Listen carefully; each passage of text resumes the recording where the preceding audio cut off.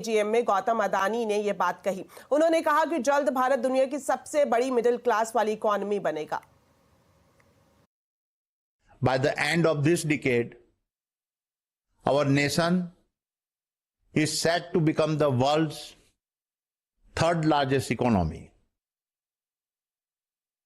And given our demographic dividend, we are well on our way to being the largest middle class that the world will ever witness. Adani Power's operating capacity increased by 12% to 15,250 megawatt.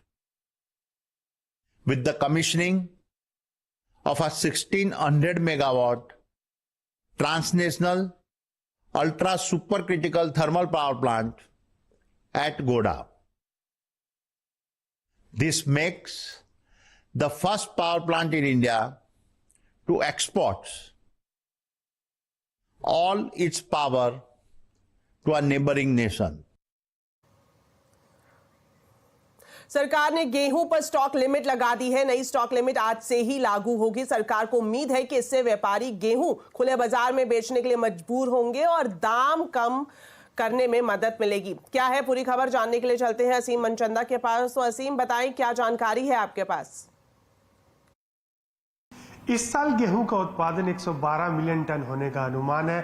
Food corporation of India 266 lakh metric ton गेहूं की खरीदारी already कर चुका है, लेकिन इसके बावजूद बाजारों में दाम लगातार बढ़ रहे थे। पिछले एक साल में दामों में बढ़ोतरी 5.5% दर्ज की गई।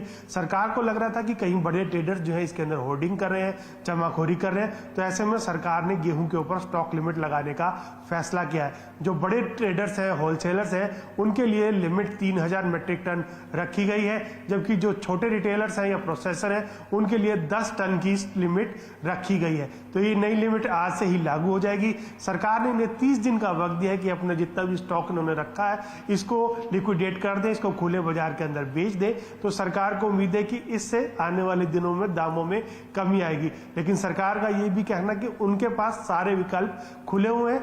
गेहूं के ऊपर अभी फिलहाल 40% की ड्यूटी लगती है। आने वाले दिनों में सरकार उसमें भी कटौती कर सकती है। तो सरकार का इरादा साफ है। सरकार का कहना है ना हम जमाखोरी होने देंगे और ना ही हम महंगाई बढ़ने देंगे।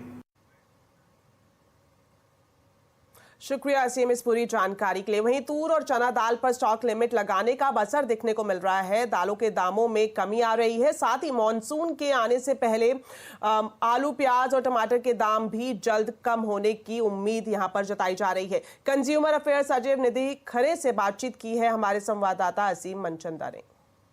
तूर दाल पर और चने की दाल पर स्टॉक लिमिट आती दिखी, प्राइस कम होंगे आपको लगता है? ऑलरेडी